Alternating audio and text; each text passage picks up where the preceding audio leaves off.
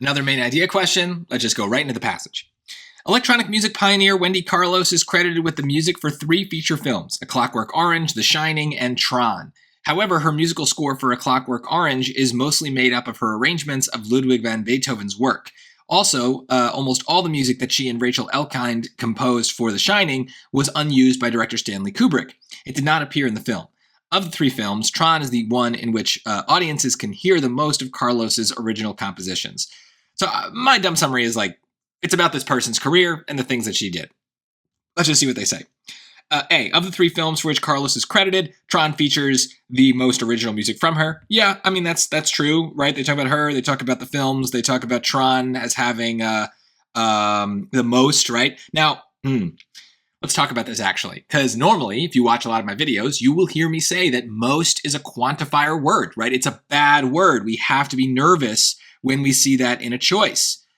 But there it is, right there in choice A, a choice that I'm right now leaning towards picking. Why is it okay here? Because it says it in the passage. The thing about any of these strong words, any of these potential trap answer categories, is that they're potentially traps, right? We always have to check them, and sometimes the passage will back it up. If the passage has strong words that are similar to the strong words in the answer choice, we're good. Then that's probably the right answer. That's proof that we have the right answer.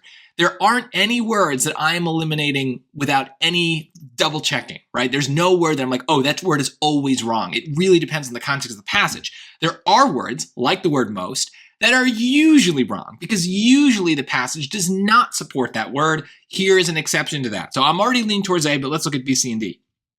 The director of The Shining used most of the music that Carlos composed for it. Well, no, it literally says the opposite, right? I remember that, but I can go back if I need to, right? It did not appear in the film, right? They're talking about the Shining there, so it didn't appear. So no, that's just false. C, Beethoven is widely considered to be a more important composer than Carlos. No, first of all, widely considered by whom, right? That's a quantifier too, right? I don't know what most people think. And more important, they're not ranking these people. Is it about Beethoven? No. So yeah, this is wrong for all sorts of reasons. D, Carlos is a notable innovator among film composers in the 1970s and 1980s. That's tempting, right? That's really tempting. It's about the person. Notable innovators just sounds nice, right? This seems like a positive passage.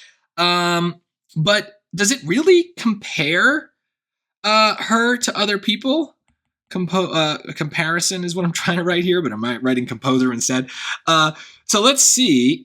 She is a pioneer. Okay, so she's an innovator, so that checks out. It doesn't say anything though about her being notable compared to others. So this is a great example. I love this question. Because both A and D have these kinds of words or ideas that would normally scare me off of an answer choice, right? So A has a clear quantifier that would scare me most.